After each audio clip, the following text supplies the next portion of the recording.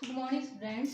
आज का जो हमारा टॉपिक है वो है class BSc second year bio के लिए। टॉपिक अपना रहेगा गेस्ट्रुलेशन, जिसको हिंदी में गेस्ट्रुला भवन बोला जाता है। और इसका पार्ट नंबर आज अपन पढ़ेंगे 21 नंबर।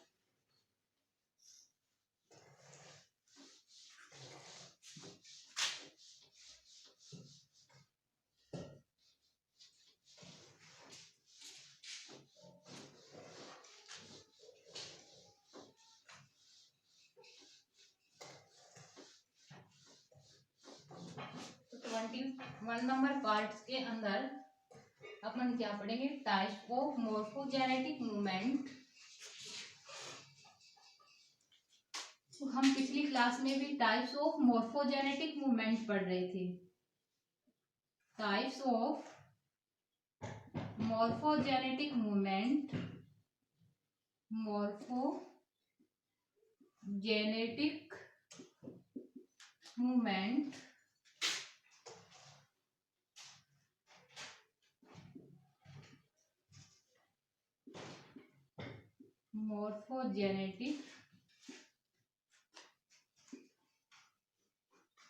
मॉर्फोजेनेटिक मूवमेंट यानी संरचना विकास गतियों के प्रकार।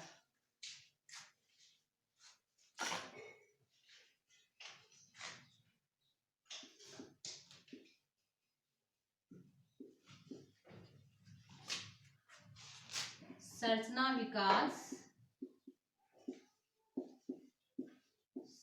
विकास गतियों के प्रकार।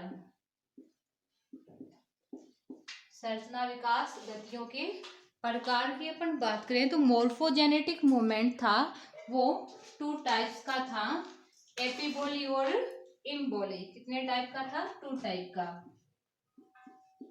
एपिबोली जिसको अपन ने क्या बोला था? अध्यारोहण। सेकंड था इम्बोली जिसको हिंदी में अंतरारोहण बोला था। अंतरारोहण, ठीक है। तो मैंने बताया था इम्बोली की जो क्रिया है वो अलग अलग जंतुओं में निम्न प्रकार से संपन्न होती है। यानी अपन पढ़ रहे थे टाइप्स ऑफ इम्बोली। तो इम्बोली निम्न टाइप की थी। फर्स्ट क्या थी अपनी? इनवेजिनेशन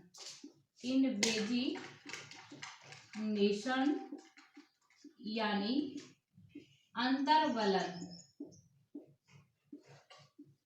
सेकंड क्या थी? पॉली इन्वेजिनेशन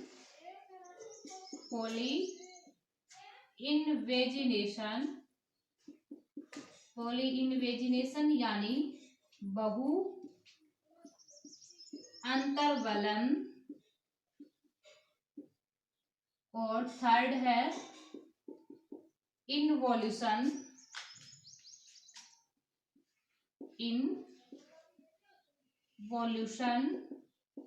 यानी अंतर्वेशन। थर्ड क्या थी? इन्वोल्यूशन यानी अंतर्वेशन। और फोर्थ क्या थी? इनफिल्ट्रेशन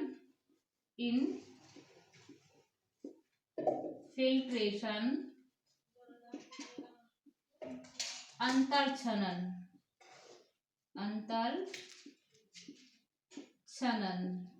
और फिफ्थ क्या थी?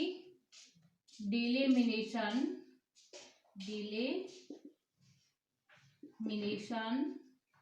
यानी विस्तरण। और 6 नंबर क्या थी? कॉन्वर्जेंस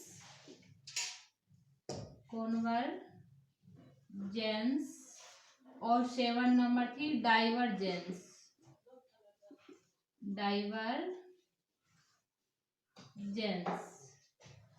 ठीक है। तो मैंने इम्बोली की जो क्रिया थी उसको 7 प्रकार का बताया था। फर्स्ट क्या थी? इनवेजिनेशन जिसको हिंदी में अंतर्वलन बोला था। सेकंड थी पॉली इन्वेजिनेशन जिसको हिंदी में बहु अंतर्वलन बोला था। थर्ड थी इनवॉल्यूशन, जिसको हिंदी में अंतर्वेशन बोला था, और फोर्थ थी इनफिल्ट्रेशन, जिसको अंतर्छनन, और फिफ्थ थी डिलिमिनेशन, जिसको विस्तरण बोला था, और अगली थी कॉन्वर्जेंस, और इससे आगे वाला था डाइवर्जेंस। ठीक है, तो पिछली क्लास के अंदर अपन ने इम्बोली के 3 टाइप पढ़ लिए थे, इनवेजिनेशन, पॉली इनवेजिनेशन और इनवॉल्यूशन। आज अपन पढ़ेंगे इनफिल्ट्रेशन यानी अंतर्छनन क्या होता है। तो इनफिल्ट्रेशन पढ़ने से पहले उसका पहले अपन को क्या बनाना पड़ेगा, डायग्राम। ठीक है,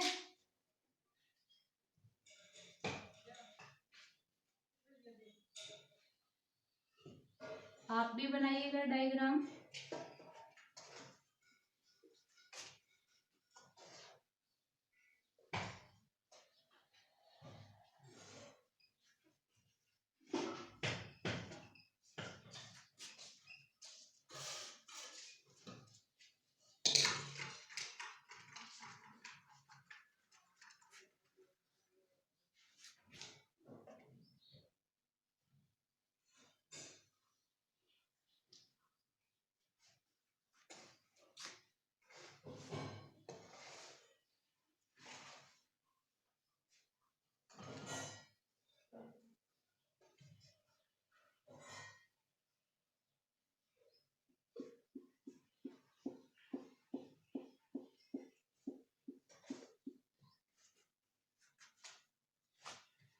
इधर ये है योग,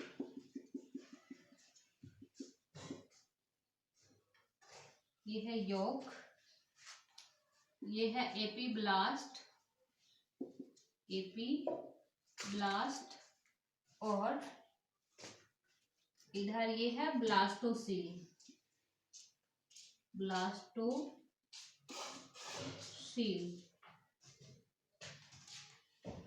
ठीक है,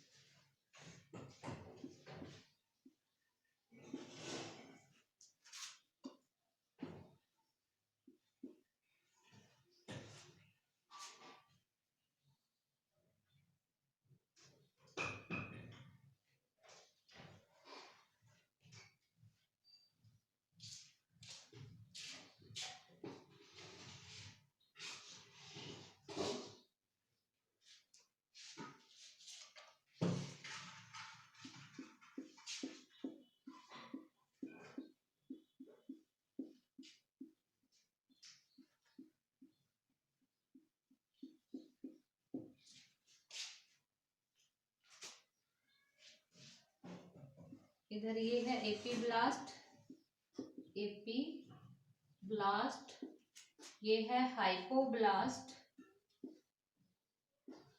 हाइपोब्लास्ट, इधर ये है योक, और इधर ये है आर्केंट्रॉन।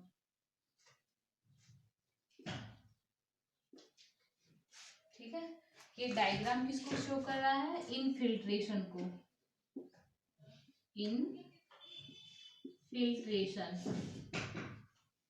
इनफिल्ट्रेशन यानी अंतर्छनन,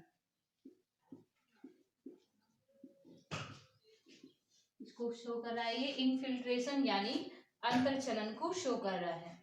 अब देखिएगा, इनफिल्ट्रेशन यानी अंतर्छनन की जो क्रिया होती है वो पक्षियों और स्तनधारियों के अंदर पाई जाती है। किसके अंदर पाई जाती है, बर्ड्स और मैमल्स यानी पक्षियों और स्तनधारियों के अंदर पाई जाती है।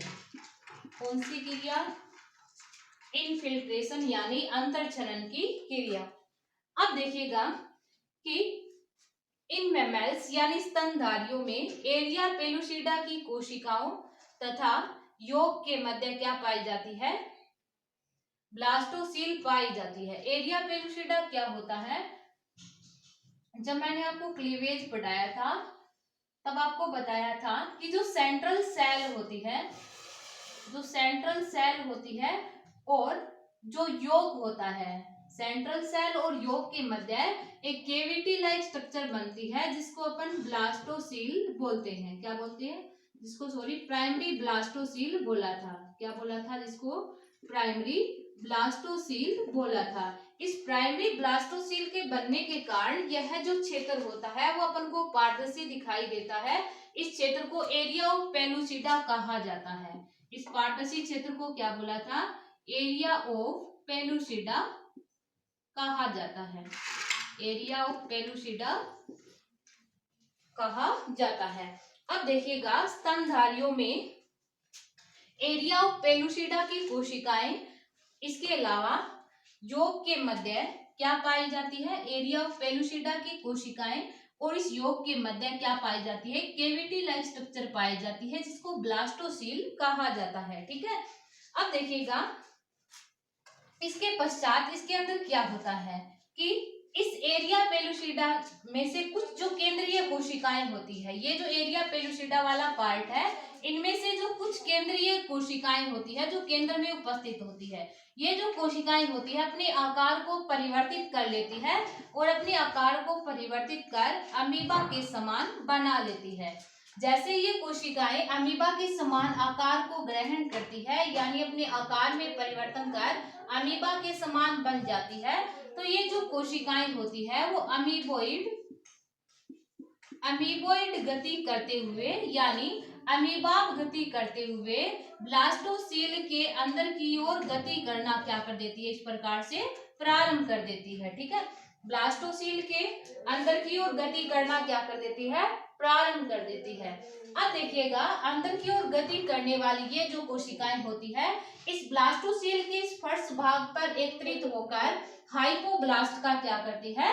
निर्माण करती है। किसका निर्माण करती है? हाइपोब्लास्ट का निर्माण करती है। और ऊपर वाले कोशिकीय स्तर को अपन क्या बोलते हैं? एपीब्लास्ट बोलते हैं। एपीब्लास्ट और हाइपोब्लास्ट के मध्य एक अर्धचंद्राकार संरचना का निर्माण होता है।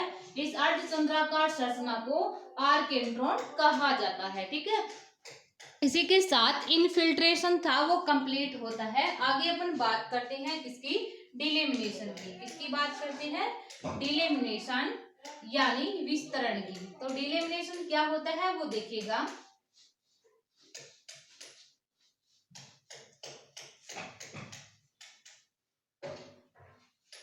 तो अगला इंगोली का टाइप है वो कौन सा है? डिलेमिनेशन यानी विस्तरण। तो डिलेमिनेशन क्या होता है वो देखिएगा। पहले इसका बनाते हैं अपन डायग्राम।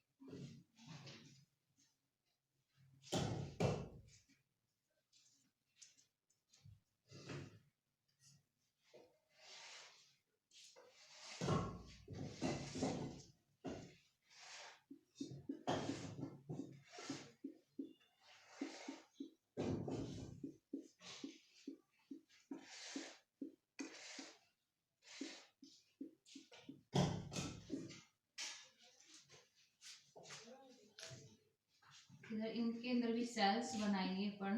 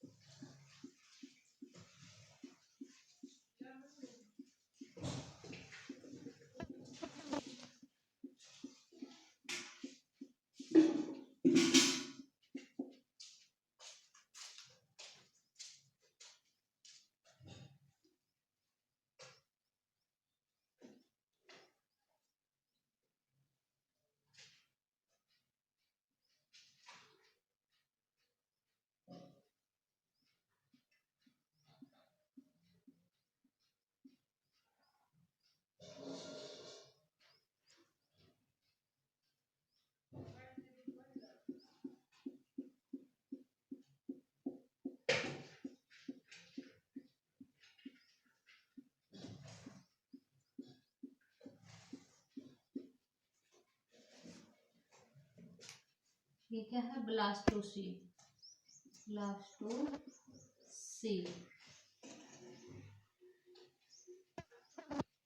ये है एपीब्लास्ट। एपीब्लास्ट,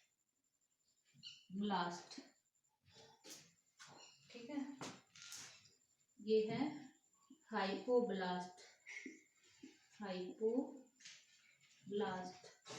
इधर ये है एपीब्लास्ट। एपीब्लास्ट।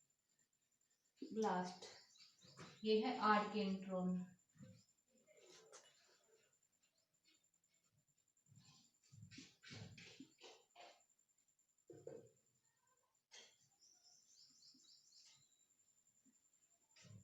आर्केंट्रोन।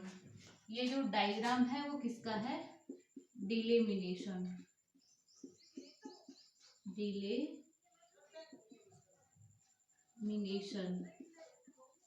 यानी विस्तरण की क्रिया का। अब देखिएगा, डिलेमिनेशन की जो क्रिया होती है वो मैमल्स यानी स्तनधारियों के अंदर देखने को मिलती है। किसके अंदर पाई जाती है? स्तनधारियों के अंदर पाई जाती है। इस प्रक्रिया के दौरान एपीब्लास्ट की जो कुछ कोशिकाएं होती है इस ब्लास्टोसील के अंदर की तरफ गति करना प्रारंभ कर देती है। एपीब्लास्ट की जो कुछ कोशिकाएं होती है वो इस ब्लास्टोसील के अंदर की ओर गति करना क्या कर देती है? प्रारंभ कर देती है, ठीक है।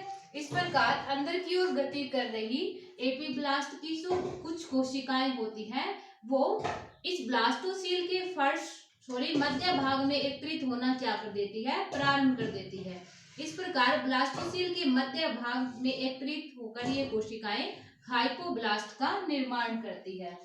इस प्रकार हाइपोब्लास्ट के बन जाने के कारण ब्लास्टोसील जो होती है वो लगभग समाप्त हो जाती है और इसके स्थान पर एक अर्धचंद्राकार संरचना का निर्माण होता है। इस अर्धचंद्राकार संरचना को आर्केंट्रोन कहा जाता है। अगला जो अपना टाइप है वो कौन सा रहेगा? कॉन्वर्जेंस। अब देखिएगा आगे अपन बात करते हैं कॉन्वर्जेंस की। तो कॉन्वर्जेंस क्या होता है वो देखिएगा।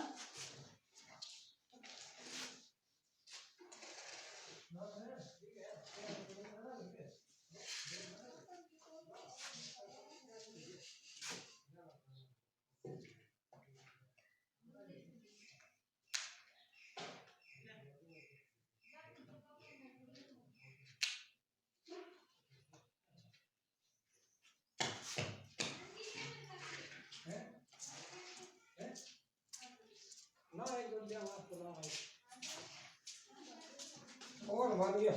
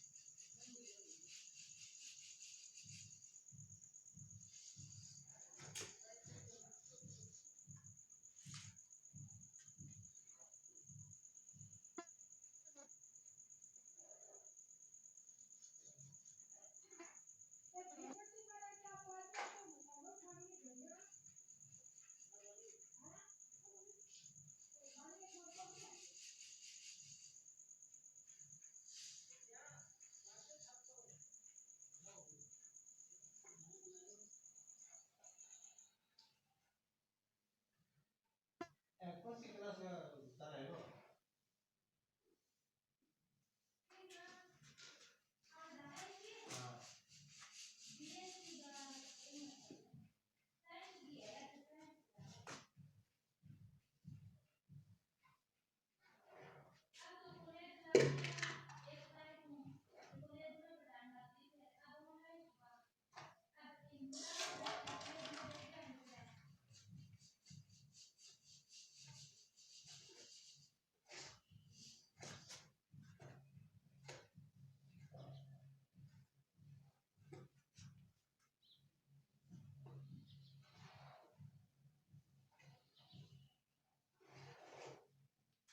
फोन नंबर दिया वो फोन नंबर बंदा क्या है? फोन नाम है किधर है बता दो फोन नंबर बंदा क्या है? नहीं फोन छोटे आप तो फोन का नहीं फोन के फोन आ रहे अगर फोन करो जो को फोन नंबर के भी पड़ गई थी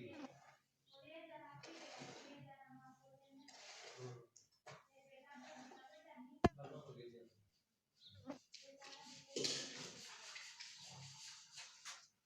जैसे ना आप जो बना दिया आप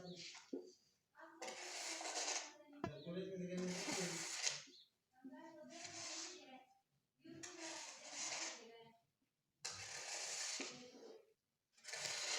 अब देखिएगा कॉन्वर्जेंस क्या होता है कि कॉन्वर्जेंस के अंदर ये मान लीजिए ब्लास्टुला है, इधर ये क्या है ब्लास्टुला, ठीक है। इस ब्लास्टुला की बाहरी सतह पर यानी आउटर सरफेस पर जो कोशिकाएं होती है वो गति करती है और ये कोशिकाएं गति करना जब प्रारंभ करती है तो किस तरफ गति करती है, ब्लास्टोपोर की ओर। किस तरफ, ब्लास्टोपोर की ओर गति करना क्या कर देती है, इस प्रकार से प्रारंभ कर देती है। ब्लास्टोपोर की ओर गति करना क्या कर देती है, प्रारंभ कर देती है।